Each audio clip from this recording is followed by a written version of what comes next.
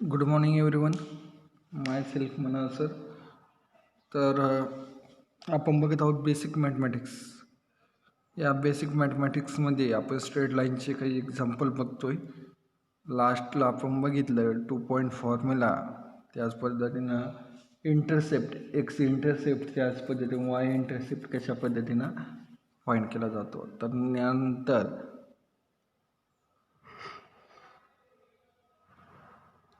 Next example आपण बघणार आहोत की find the equation of straight line whose length of perpendicular from origin is 2 and the angle made by perpendicular with x axis.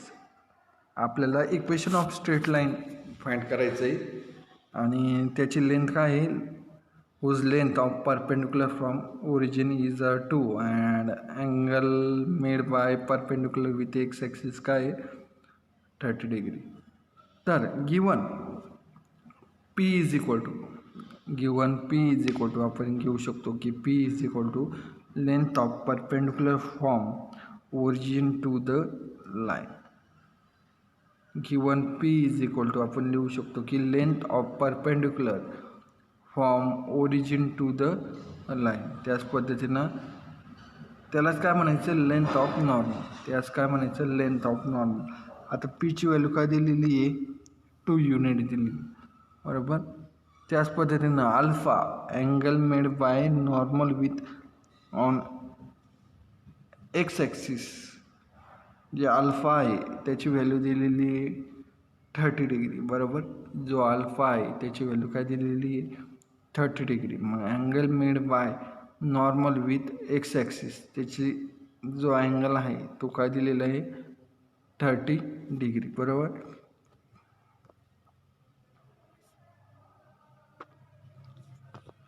तर then equation of line is a normal from is. मग या equation of लाईनमध्ये जर ही value जर यामध्ये पोट केली तर इक्वेशन ऑफ लाईनचा फॉर्म्युला काय आहे, x into cos alpha plus y into sine alpha is equal to p. मग x into cos 30 degree plus y into sine 30 degree is equal to 2. यामध्ये जर या पद्धतीनं ही व्हॅल्यू जर आपण पुट केली की कॉस 30 डिग्री याची व्हॅल्यू काय आहे √3 डिवायडेड बाय 2. मग x into √3 divided by 2 plus y into sine 30 degree याची व्हॅल्यू आहे 1 डिवायडेड बाय 2, बरोबर, इज इक्वल टू 2. मग मल्टिप्लाय केलं, multiplying throughout bye 2, multiply केलं, यास 2 ना मल्टिप्लाय जर केलं तर हे काय येईल √3x plus y is equal to 4. This is the required equation of the line, बरोबर. या पद्धतीनं हे एक्झाम्पल काय येईल सॉल्व करता येईल. यानंतर आपण नेक्स्ट एक्झाम्पल बघणार आहोत की find the equation of straight line passing through the point -4 6 and 8 आणि -3. इक्वेशन ऑफ लाईन फाइंड काय करायचं, find the equation of straight line. Straight लाईनचं काय करायचं, इक्वेशन फाइंड करायचं passing through the point. Passing through the point काय दिलेली -4 6 and 8 -3.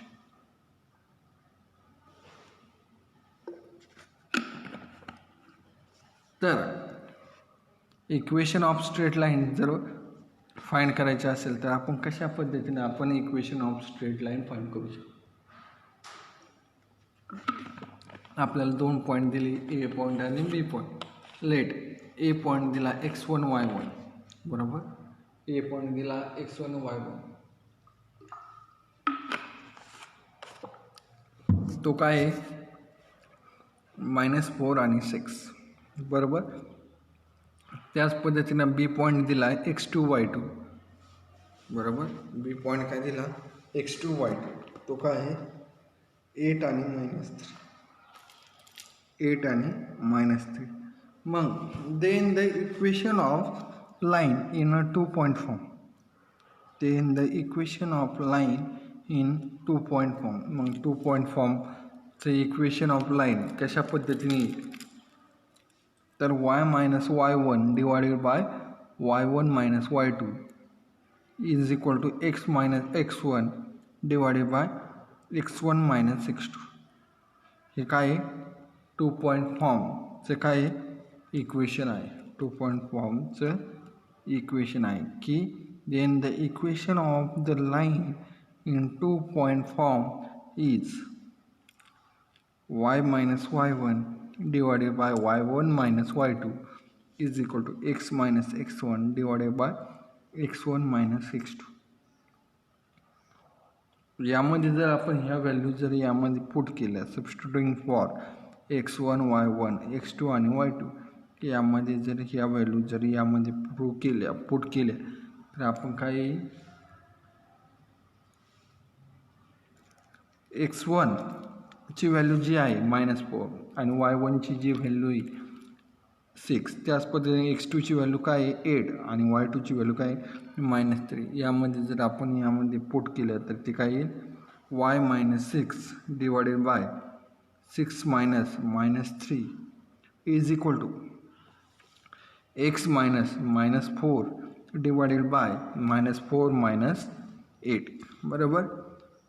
आता हे जर सॉल्व केलं तर ते काय येईल y -6 आणि 6 मायनस मायनस काय होणार आहे प्लस होणार म्हणजे 6 + 3 काय होणार आहे 9 is equal to x minus minus काय होईल प्लस x + 4 डिवायडेड बाय -4 आणि -8 -4 आणि -8 काय होईल -12. या पद्धतीने आपण सॉल्व करू शकतो.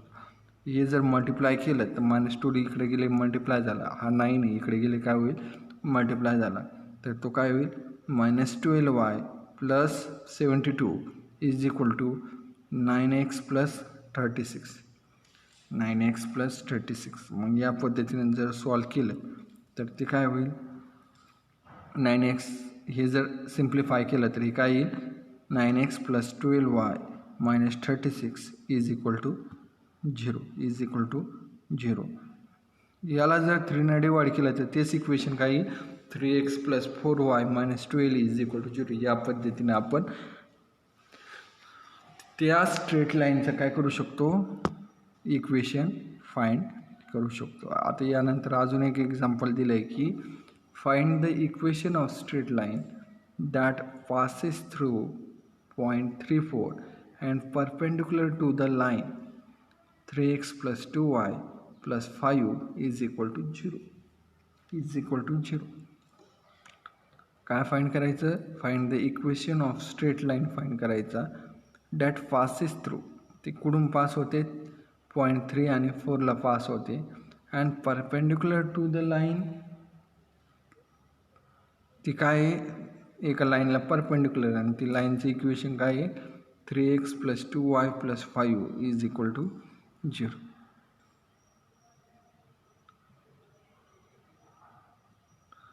तर the problem is represented diagrammatically as a below. आता या पद्धतीने जर दिलं तर जी लाईन एका लाईनला पास होते त्याचं इक्वेशन दिलेलं आहे 3x + 2y + 5 is equal to 0 आणि ज्या लाईनमधून पास होते त्यामधला एक पॉईंट दिलेला आहे 3 आणि 4. तर मग लेट जी लाईन आहे 3x + 2y + 5 is equal to 0 ती आपण लाईन करू आपण राईट डाऊन करू. त्यानंतर त्या लाईनचं काय काढू जी परपेंडिक्युलर लाईन आहे 3x + 2y + 5 is equal to 0 त्या लाईनचं काय काढू स्लोप फाइंड करू. मग त्या लाईनचा स्लोप फाइंड करायचा. मग slope of line L is त्या लाईनचा स्लोप जर फाइंड केला तर स्लोपचा फॉर्म्युला काय आहे की minus coefficient of x divided by coefficient of y. मग slope of line L is m is equal to -a divided by b म्हणजे हे काय होईल -3 डिवायडेड बाय 2 बरोबर. स्लोप ऑफ लाईन L लाईनचा स्लोप तो काय आला -3 डिवायडेड बाय 2. त्यानंतर required line is a perpendicular to line L. जी रिक्वायर्ड लाईन आहे ती काय आहे परपेंडिक्युलर काय आहे लाईन एल आहे. तर मग स्लोप ऑफ रिक्वायर्ड लाईन तो काय येईल या फॉर्म्युल्यात पुट करायचा m1 into m2 is equal to -1. मग slope of the required line तो काय येईल त्या लाईनचा स्लोप काय येईल 2 डिवायडेड बाय काय येईल 3.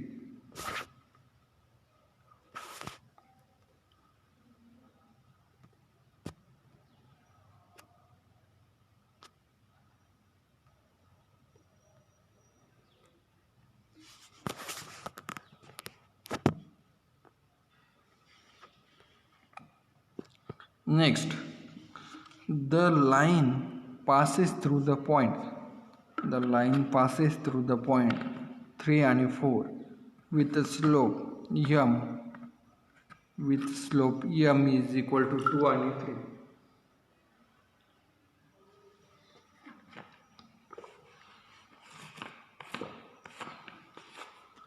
पॉईंट भेटलाय आपल्या पॉईंट P हा काय 3 आणि 4.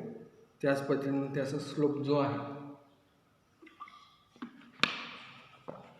तो काय 2 आणि 3. मग यानंतर equation of line in a slope point form.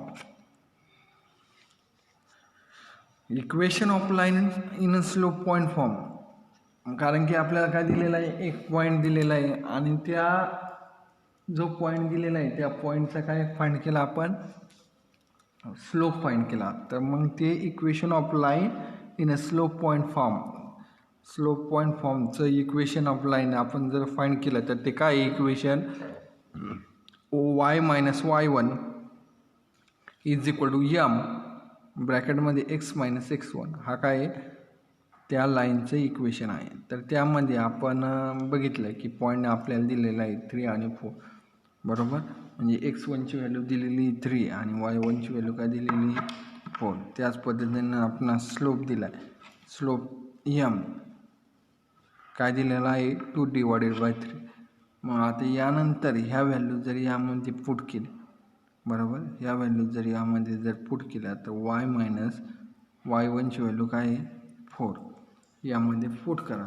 त्याच पद्धतीने y मायनस काय होईल 4 is equal to 2 divided by 3 एमची व्हॅल्यू 2 डिवायडेड बाय 3 ब्रॅकेटमध्ये x मायनस x1ची व्हॅल्यू काय आहे 3 म्हणजे काय होईल y minus 4 is equal to 2 divided by 3 ब्रॅकेटमध्ये x मायनस 3 बरोबर.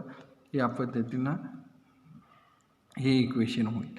मग हे जर सॉल्व केलं तर ते काय होईल हा 3 जो आहे इकडे डिवाइड इकडे गेले काय होईल मल्टिप्लाय म्हणजे हे काय होईल 3y minus 12 is equal to 2x minus 6 2x minus 6. मग हे जर सॉल्व केलं तर ते काय येतं आहे 2x हा जो 3y इकडे गेले मायनस 3y प्लस 6 ही जर सिम्प्लिफाय केलं तर ते काय येतं 2x minus 3y plus 6 is equal to 0.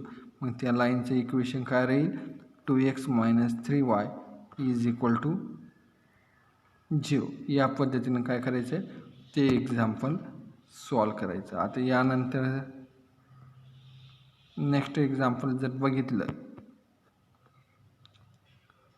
तर आपल्याला अजून एक एक्झाम्पल दिलं आहे यामध्ये की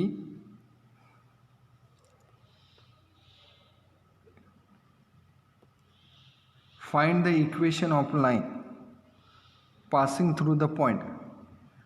Find the equation of line passing through the point 2 आणि 5.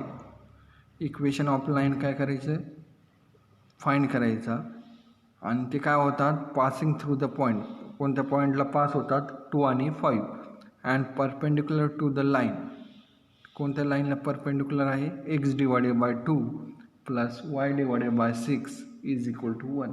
या लाईनला काय परपेंडिक्युलर आहे. तर मग सोल्युशन जर बघितलं तर equation of given line is तर इक्वेशन ऑफ गिव्हन लाईन आपण जर बघितलं इक्वेशन ऑफ गिव्हन लाईन तर इक्वेशन ऑफ गिव्हन लाईन आपल्याला दिलेलं आहे x divided by 2 plus y divided by 6 is equal to 1. आपल्याला हे इक्वेशन दिलेलं आहे. मग इट इज अ स्लोप आपल्याला काय दिलं आहे स्लोप, ह्या लाईनचा जर स्लोप फाइंड केला तर लाईनचा आपल्याला स्लोप, आपल्याला इक्वेशन ऑफ लाईन दिले आणि त्याचा स्लोप आपण कशा पद्धतीने फाइंड करतो, म्हणजे एमची व्हॅल्यू कशा पद्धतीने फाइंड करतो की minus coefficient of x divided by coefficient of Y. आपल्याला मायनस दिलेलं आहे, minus coefficient of x, coefficient of x काय दिलेलं आहे 1 divided by 2 divided by coefficient of Y काय दिलेलं आहे 1 डिवायडेड बाय 6, म्हणजे हे काय येईल -6 डिवायडेड बाय 3, म्हणजे ही व्हॅल्यू काय येते -3. बरोबर, हा झाला त्या लाईनचा स्लोप. काय आहे त्या लाईनचा स्लोप -3. बरोबर, मग त्या लाईनचा स्लोप मिळाला त्यानंतर आपल्याला काय सांगितलं की find the equation of line. Equation of line find करायचे, whose passing through the point. Point कोणत्या पॉईंटला पास होते 2 आणि 5 या पॉईंटला काय होते 2 आणि 5 या पॉईंटला काय होते पास होते. आणि त्यानंतर ती काय आहे perpendicular to the line x divided by 2 plus y divided by 6 is equal to, या लाईनला काय आहे परपेंडिक्युलर आहे. मग पुढे आपण म्हणू शकतो the required line is a perpendicular to the given line and for perpendicular line m1 into m2 is equal to -1. मग या पद्धतीनं जर ही व्हॅल्यू जर आपण फाइंड केली, slope of required line is equal to काय लिहिता येईल आपल्याला -1 डिवायडेड बाय m. बरोबर, -1 डिवायडेड बाय m. यामध्ये जर ही व्हॅल्यू जर पुट केली तर -1 डिवायडेड बाय -3, म्हणजे ही व्हॅल्यू काय येते 1 डिवायडेड बाय 3, म्हणजे ही व्हॅल्यू काय येते एमची व्हॅल्यू या पद्धतीने. बरोबर, मग next it passes through the point 2 आणि 5. It passes through the point 2 and 5. Hence, its equation in slope point form is equation of slope point form काय y minus y1 is equal to m dash x minus x1. मग यामध्ये जर ह्या value जर put केल्या की y minus 5 is equal to 1 divided by 3 ब्रॅकेटमध्ये x minus 2, तर हे जर सिम्प्लिफाय केलं की multiplying throughout by 3 and simplifying we get, हे जर सिम्प्लिफाय केलं तर ते काय येतं 3y minus 15 is equal to x minus 2. म्हणजे हा जो 1 डिवायडेड बाय 3 इकडे गेले काय होईल मल्टिप्लाय होईल, मग त्या 3नं काय करता येईल y minus 2ला काय करता येईल मल्टिप्लाय होईल. बरोबर, आणि हे जर सॉल्व केलं ते काय येतं 3y minus 15 is equal to x minus 2. बरोबर, मग हे इक्वेशन काय या पद्धतीनं x minus 3y plus 13 is equal to 0 या पद्धतीनं ह्या लाईनचं काय होईल ते इक्वेशन या पद्धतीने आपण फाइंड करू शकतो. Okay, thank you. यानंतरचं नेक्स्ट लेक्चर आपण नेक्स्ट बघू. Okay, thank you.